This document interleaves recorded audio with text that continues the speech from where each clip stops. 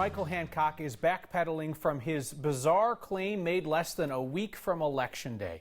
Last night, Mayor Hancock told a debate audience that it was not sexual harassment when he came on to a subordinate via text because she was texting him too. Now he is apologizing for implying that bosses can make sexual advances at employees, but the mayor still will not acknowledge that what he did was sexual harassment. I don't know. Help me, Marshall. Oh, lay it on me. He's made multiple apologies, but won't put a label on what he did. At a debate last night, he was asked a question. It's been brought up before. Explain the text from 2012 between him and Detective Leslie Branch Weiss, a former member of his security detail. She calls them sexual harassment. Here's how he characterized them in that debate last night, followed by Branch Weiss on why she's speaking out today and what she thinks of her boss. And the other thing is, when you see the text from Detective Branch White, you see my text. That's right. Mayor, can you... Hold, please. No, you don't see the reason why. The reason why I never said that it was sex. That's why. Reason why I say it was sexual harassment, because you don't see the back and forth conversation that occurred. I would not have come forward had this not happened, but I felt like I needed to stick up for myself again as a victim. And I looked up to Mayor Hancock until the culture that he presented and the things that I went through. And after looking at him last night, I just look at him as a pitiful, desperate liar. Before Branch Weiss made those comments, Hancock had already put out a statement saying he misspoke last night.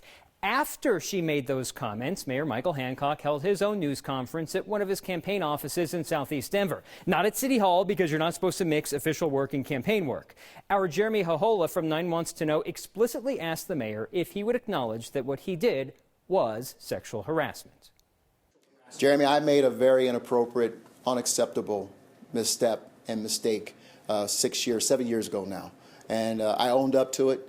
You know, her perception matters. 7 years ago, she didn't believe it was sexual harassment. Her attorney didn't. 6 years, she has a right to change her mind, and she did.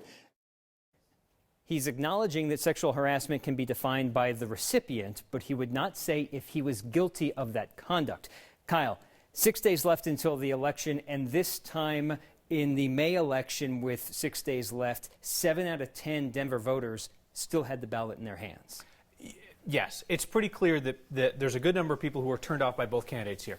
I'm struck by the fact that we are talking again about the mayor's behavior from years ago, but if you look over the last year or so since these texts have come to light, he's repeatedly danced back and forth between taking accountability and then putting it on other people. I think back to his State of the State address, where he has family down front, and he said, they've borne the brunt of my decision to seek public office, as if they didn't bear the brunt of his decision to seek something with the woman who worked for him. This has been a continuing thing. What makes it news is the response it gets. It gets brought up constantly by the challenger, Jamie Gillis. But what makes it into the headlines again is how it is phrased by Michael Hancock. And he clearly understood what he said last night was going to make it news, because he came out with a statement today prior to this news conference with Leslie Branch Weiss. And then after her news conference, it was clear, I have to get in front of this yet again and have another news. So it's all about the response and how you respond to this type of activity. Made it a story again. All right, Marshall, thank you. So the old line goes something like, voters in a democracy get the government they deserve. No, Denver deserves better than this one, trust me. This race that a next viewer, Pat, accurately described with a term that I cannot say on television, a blank show. Yeah, it is at this point. I've heard from a number of you asking if we can start this election over. We cannot. I've heard from a number of you who want to write in a third candidate. They don't count those in a runoff. A viewer named Charlie told me today that he was a little ashamed that he shredded his runoff ballot instead of voting it. Here's the deal. It's your ballot, Charlie. I mean, it's your decision. I'm still holding on to mine. There's that Olympics funding question, I guess. The town of Erie is apologizing for refusing to allow a Republican group to use a town building for an event there. Last night, the town discussed a new policy to better protect political speech, and frustration by town leaders over what happened spilled out in public. This is absurd. Okay, clearly we're hiding something because we messed something up. I wish we could just admit to it. That's really unfortunate. Here's what happened. The town would not let the Republican Women of Weld County group hold an event discussing oil and gas development. The town claimed it was because the women were going to gather petition signatures for a ballot issue. Last night, The mayor of Erie offered this apology. On behalf of the town, I am sorry to you guys for the way this played out. I hope we all are sorry for the way it played out. I welcome diversity in all areas of life, especially in speech. Last night's town meeting got contentious between trustees and the town's attorney, who really did not want Erie town staff talking in public about what happened because they might get sued. CBD comes in creams, sprays, and extracts, all with promises to reduce our anxiety, pain, even headaches. But what do we really know about CBD? Doctors told our Anusha Roy, not enough. CBD products are out in the open. You can find them in Walgreens, CVS, online, and as of this weekend, TSA said people can bring some forms of CBD oil on flights. This is just purified CBD. Now, the people who are making CBD their business say it's not only safe, It's independently tested. but they're getting story after story that it's really helping people. So we'll use it for things like migraines. We'll use it for things like rheumatoid arthritis. The folks at Blue Sky say it's more than just anecdotes. 'Cause that's what our medical doctor brothers and sisters want. They want to see the human research.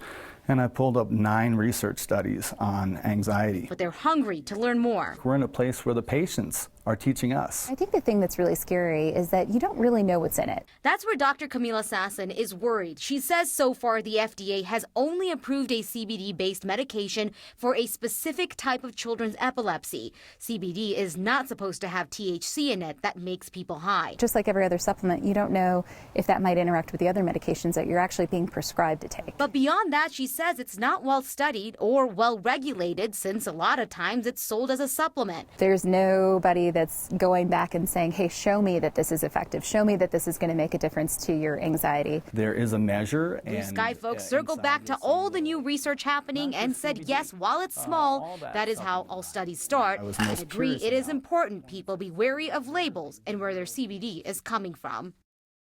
All right, so people on both sides had some not so great stories about labels gone wrong for products that didn't even have any CBD at all, or possibly heavy metals or even THC in it.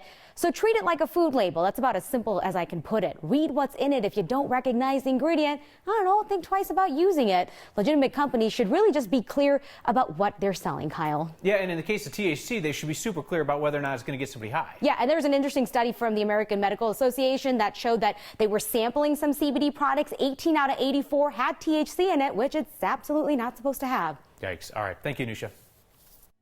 Our next question comes from a viewer named Steve in Denver. Steve wants to know why the city would add a new turn signal at an intersection, but one where the arrows only go from yellow to red. They never turn green, like the turn signal on Colorado Boulevard at Louisiana, for example.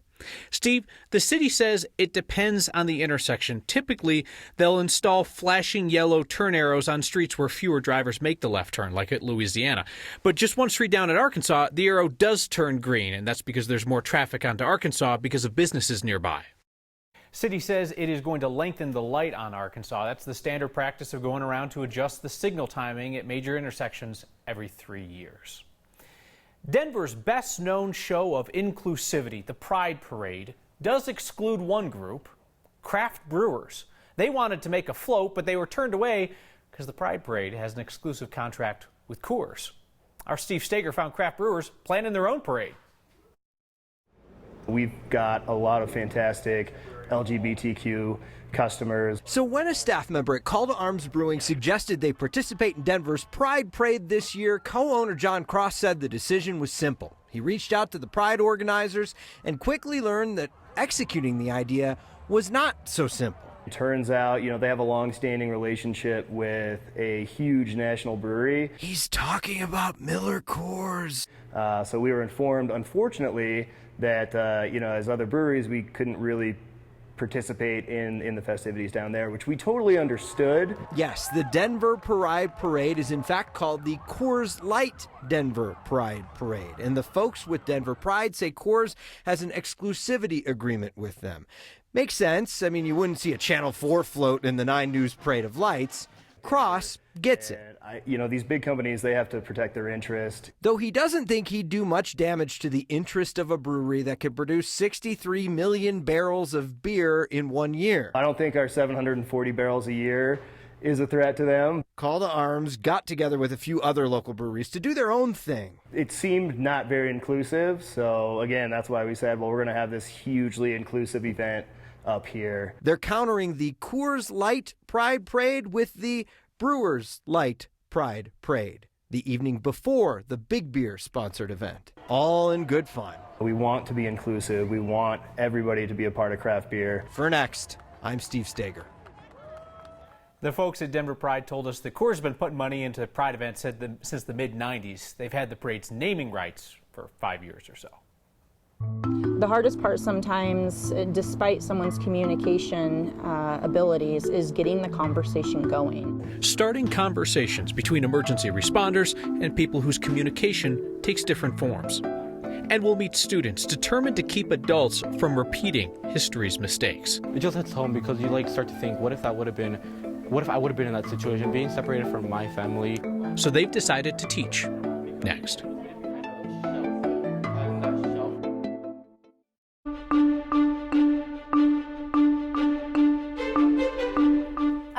Was a cooler day, but nice to see a little sunshine out there. Still a bit of blue skies overhead, plenty of clouds, and then you go to the west and you will find snow. Yes, still snow up around the high country areas. We're going to be monitoring a couple more inches stacking up before about midnight before this wave moves out. Around the metro area, maybe a quick isolated shower later this evening, but I really wouldn't count on much. If you do see one, it'll primarily be in the southern suburbs. Tonight, overall, mostly cloudy skies. Temperatures cooling off, lower 40s this evening, upper 30s in northern Colorado, and a lot of folks in the high country sitting near that freezing mark yet again. This is around 10 o'clock tonight. Most of the action south of I-70. It moves out tomorrow morning. The sunshine moves in. It looks good. A great start to the day, but by the afternoon, a little more moisture cruising through. Another round for some afternoon thunderstorms, and then by about 11 o'clock, everything moves out. Overall, partly sunny. We'll be tracking daytime highs back to the 70s. It's about time, right?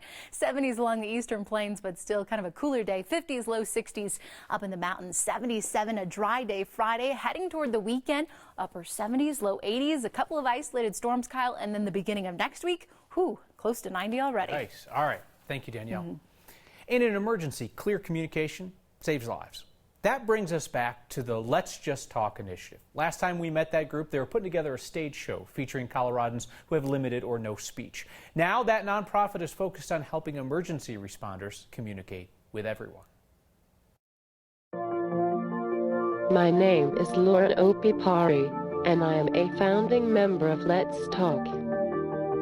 During a Let's Talk Challenge meeting, we were discussing challenging situations, and there was agreement among our AAC users that emergency situations are difficult and can be scary for many reasons.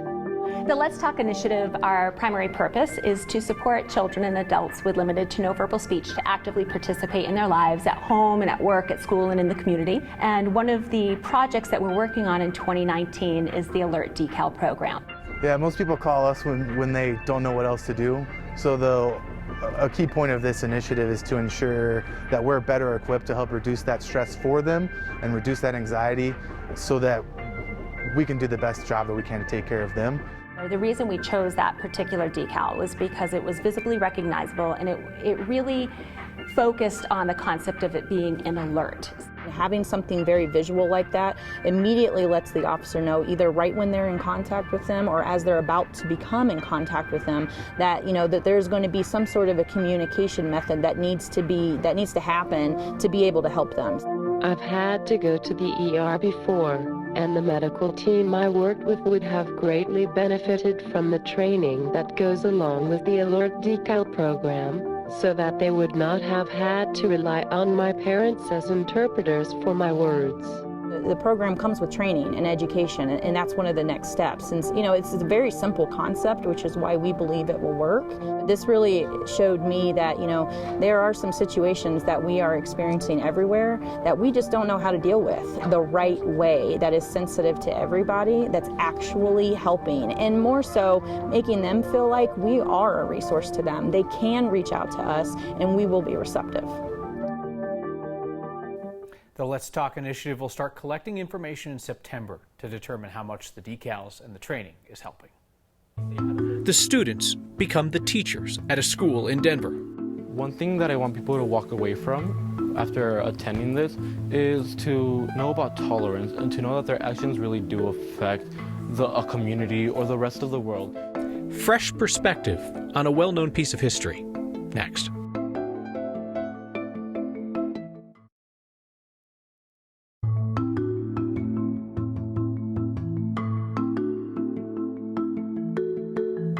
Here's that unflattering angle again.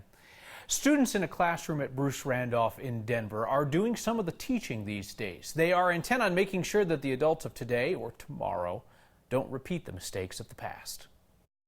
All right, so welcome. The first question that students answer before they even go into the exhibit is talking about bullying and about being a bystander and not being an ally. I am Melody Koss. I am an AP US history teacher here at Bruce Randolph School. So welcome to the Anne Frank exhibit. For me, it's about people being educated and knowing what's happening in the world. I think the second piece is just not being a bystander. What do you guys know about Anne Frank? She wrote about her experience as a Jew during the World War II. Yeah. Well, Anne Frank was a Jewish girl born in Germany who lived throughout the Holocaust. She had a diary where she wrote daily. Over here we have that in November 1938, Nazis started to attack Jewish-owned buildings, breaking windows, terrorizing the places. It just hits home because you start to think, what if I would have been in that situation, being separated from my family? The whole point of this exhibit is not to tell you about all the bad things in the world, but also to educate you guys about tolerance and what you guys can do. Here I have a list of things that you can do to stop or prevent hate and violence, since a lot of people might not be able to have the ability to speak up for themselves. So something that you could do is speak up for them. I'm not a person of color, but I feel like I'm an ally to my students. So there's a pledge wall. If you pledge to end hate and stand up for peace, please grab a marker and please sign your name. I want them to think of themselves, though, as also allies of other groups that might be marginalized. Thank you for coming to this. We return in just a moment with your feedback.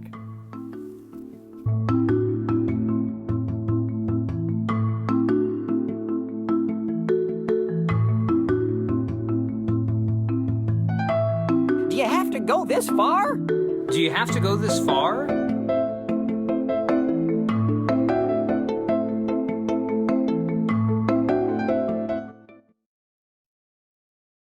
We finished with your feedback, and Bree Davies, who's active in the Denver community, has been on this program, says media coverage of the mayor's race has been bizarre. Maybe because the race itself is a competition between who's the worst, not who has a plan for Denver's immediate future or anything. Both candidates' platforms, Bree writes, are based on how horrible the other one is.